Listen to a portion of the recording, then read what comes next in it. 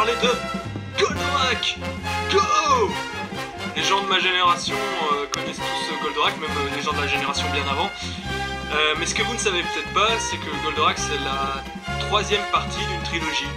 Et c'est en fait le troisième robot. Il y a d'abord la première partie avec Mazinger Z. Ensuite il y a la deuxième partie avec Great Mazinger. Ensuite il y a la troisième partie avec Grandizer, plus connu en francophonie sous le nom de Goldorak. Et donc en fait Goldorak, lui il a des cornes. Moi j'ai toujours trouvé ça un peu naze ces cornes. Et donc malgré qu'il vient de l'espace, il ressemble vachement à Mazinger Z et Great Mazinger, qui eux ont été faits sur la Terre. C'est pas super logique, mais bon, voilà, c'est comme ça. Alors en fait il faut savoir aussi que le personnage de Alcor est en fait le héros de la première partie, et le héros de Mazinger Z, c'est lui le pilote du robot Mazinger Z.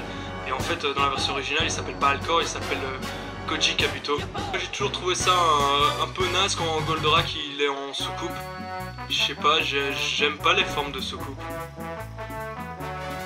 Sinon la série a eu bien moins de succès au Japon que sa première partie, que Mazinger Z. Pourquoi? Parce que en fait déjà les Japonais ils avaient pas bon que Koji Kabuto, donc Alcor, et ben soit le sous-fifre en gros d'Actarus, qui s'appelle pas comme ça non plus dans la version originale, je sais même plus, c'est Duke Fleet ou un truc comme ça. Et donc voilà, je veux dire, le héros qu'ils avaient tous admiré, etc., qui était leur putain de héros, Mazinger Z ça a eu un succès fou. Et ben donc voilà, ça devenait un faire-valoir d'un nouveau héros, ça ils aimaient pas trop. Je me suis toujours demandé pourquoi Actarus il faisait des demi-tours inutiles quand il passait de la soucoupe à la tête de Goldorak.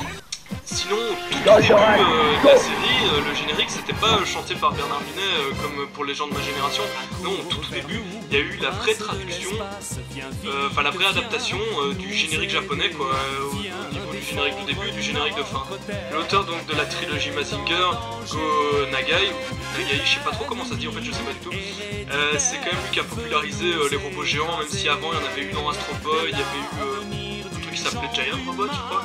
Comme ça, c'est lui qui a popularisé les robots géants à commande vocale, parce que quand ils appuient sur un bouton, en même temps ils doivent gueuler le nom de l'arme qu'ils utilisent.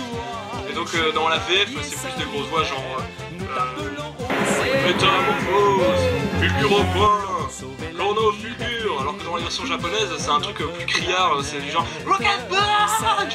Faut toujours crier quand tu dis ta technique quoi, hein.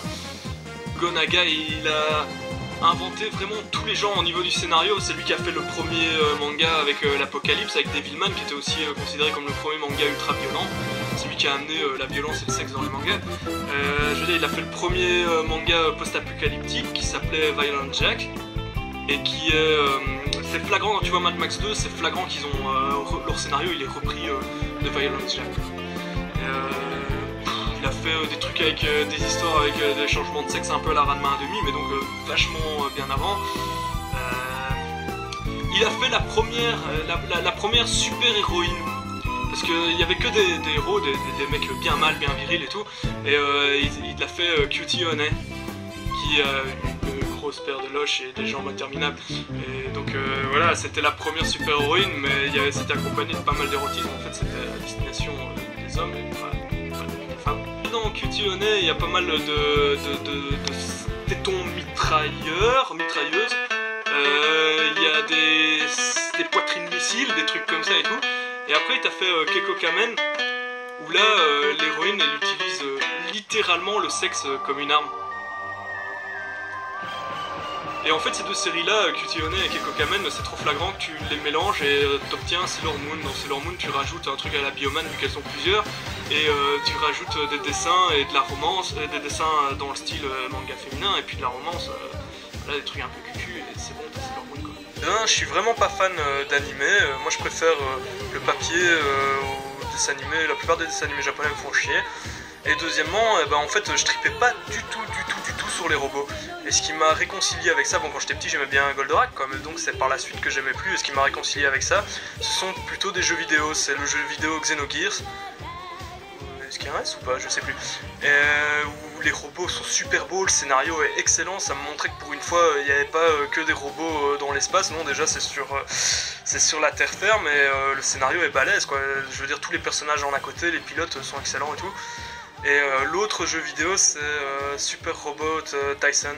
En fait c'est un jeu vidéo de stratégie où on commandait les robots de Goldorak et compagnie et les robots de Gundam.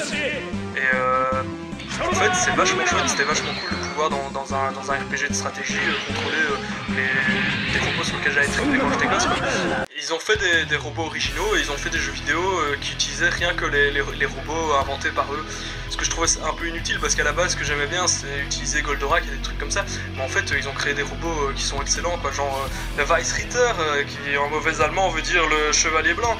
Et surtout le meilleur robot qui ait jamais été inventé, c'est le Cybuster. C'est vraiment un robot super génial qui utilise l'alchimie et dont les armes ça ressemble plus à des pouvoirs magiques qu'autre chose, et qui a deux petits familiers, un chat blanc et un chat noir.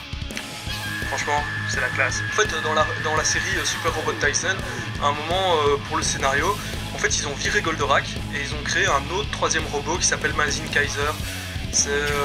En fait c'est pour que ce soit un troisième robot qui vienne non pas de l'espace mais qui soit aussi créé sur Terre, et pour que le pilote ça puisse être Koji Kabuto, Alcor, comme ça les japonais ils étaient contents. Comment il est trop mal fait quoi. Là il y a deux fois Mazin Kaiser, là il y a Super Panda Z, ici il y a l'original de la première série Getter Robot, et là il y a les versions modernisées de New Getter Robot, et les mêmes en version SD. C'est le design de la dernière adaptation animée. Il y aura encore plein de choses à dire sur Goldorak, mais j'ai plus rien à dire.